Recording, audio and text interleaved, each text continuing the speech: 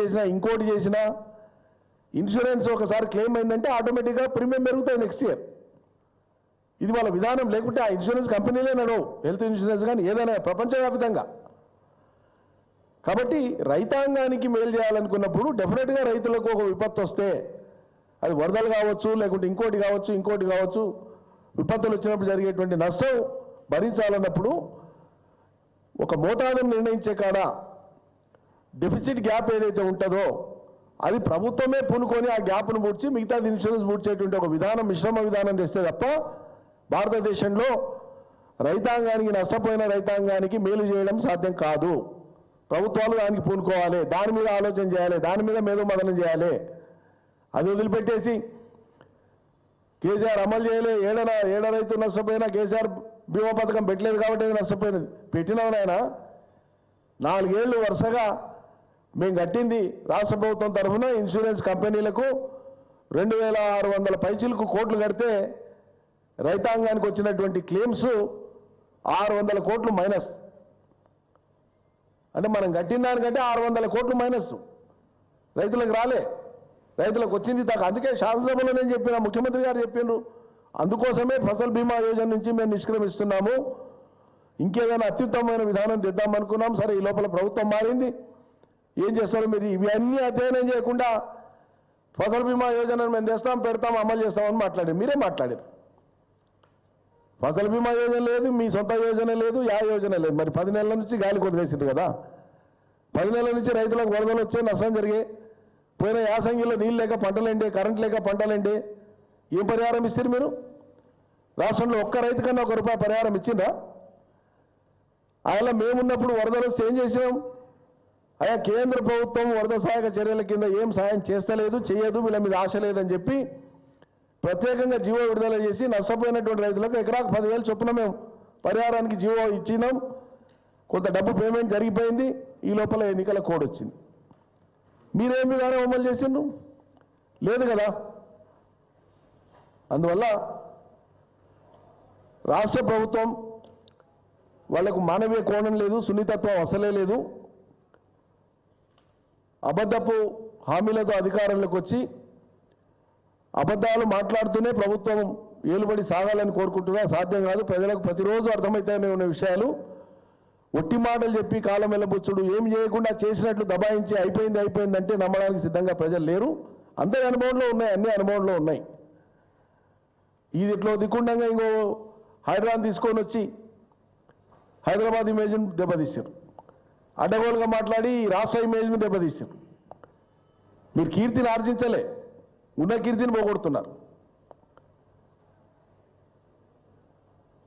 చట్టంలో ఇదివరకు ఉండేటువంటి చట్టాలలోనే ఇరిగేషన్ చట్టాలు కావచ్చు, మున్సిపల్ చట్టాలు కావచ్చు, ఏ రకమైన ఆక్రమణలైనా అవి వాటర్ బాడీస్ కానీ, నాలాస్ కానీ, ఇంకేమైనా కానీ ఏ రకమైన ఆక్రమణలు ఉన్నా తొలగించేటువంటి అధికారం ఎగ్జిస్టింగ్ లాస్లోనే ఉన్నాయి,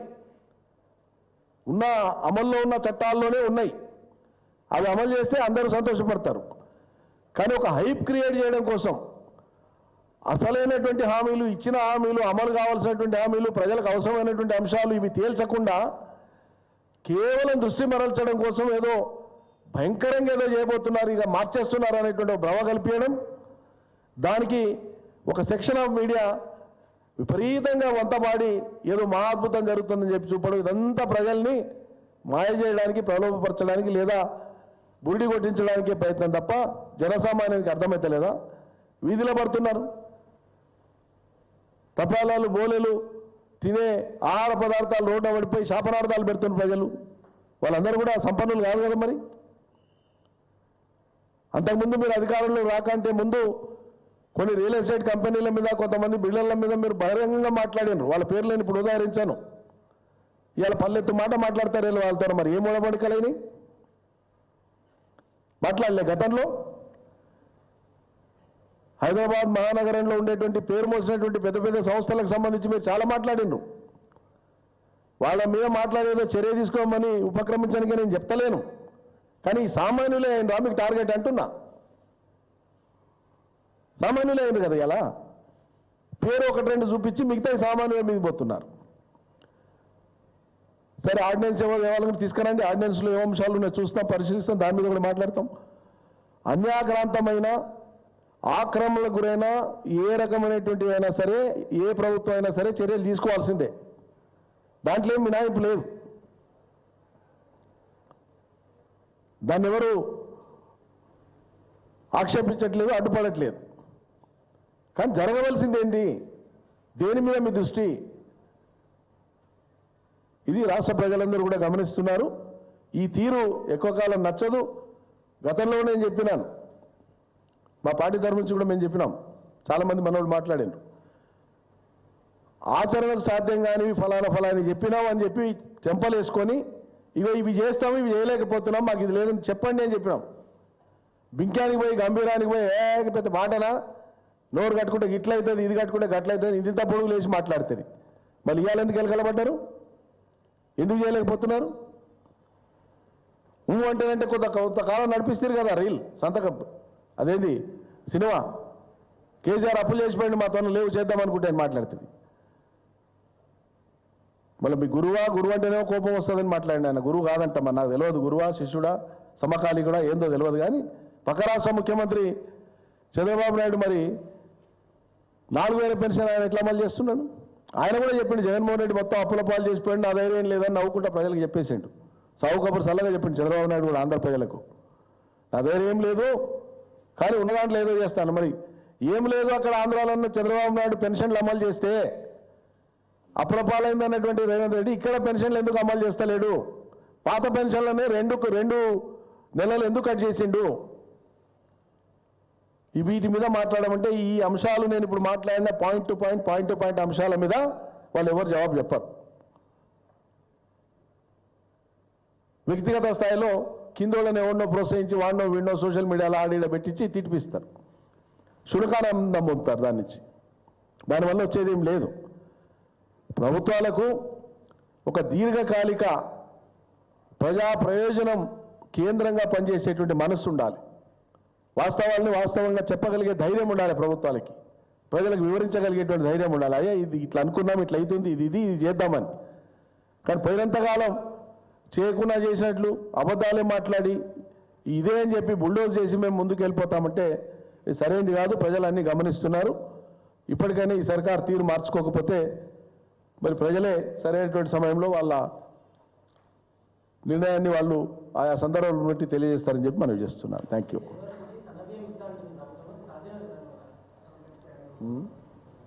అయ్యా అది ఇప్పుడు ఇస్తానే ఇచ్చిరానండి,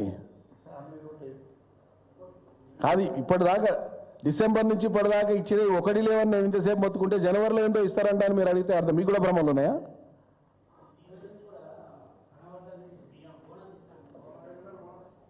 బ్రదర్ మీకు వ్యవసాయం ఉందా లేదా? ఉంది కదా. సన్న ఓట్లకు మార్కెట్లో ఆగుతాయా లట్టుకున్న ఎత్తుకొని పోతారా? కొనరా? మార్కెట్లో కొంటారు కదా. మరి మార్కెట్లో అధిక రేటు పెట్టి కొన్న తర్వాత సన్న ఓట్లు ఈయన గొడవనికి ఆడి ఉంటాయండి.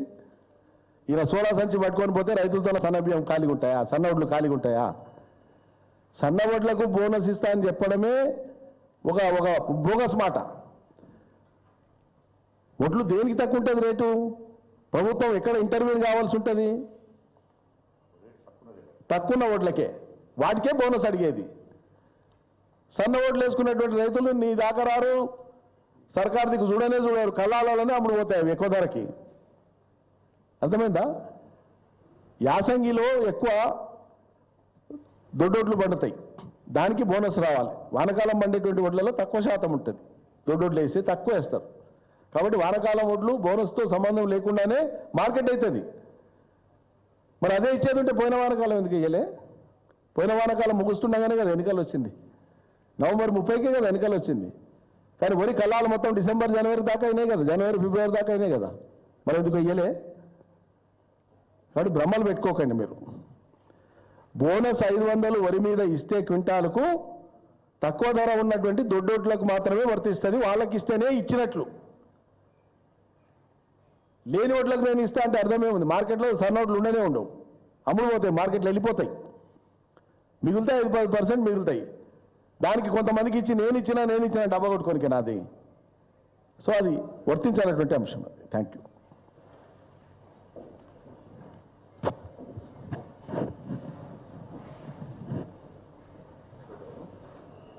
మన్నించాలి, నేను ప్రారంభంలోనే ఇంట్రడ్యూస్ చేయాల్సింది. శశిధర్ రెడ్డి గారు మాజీ ఎమ్మెల్యే మెదక్, వారు బడుగులింగయ్య గారు మాజీ ఎంపీ నల్గొండ జిల్లా రాజ్యసభ. మర్చిపోయినా మొదలై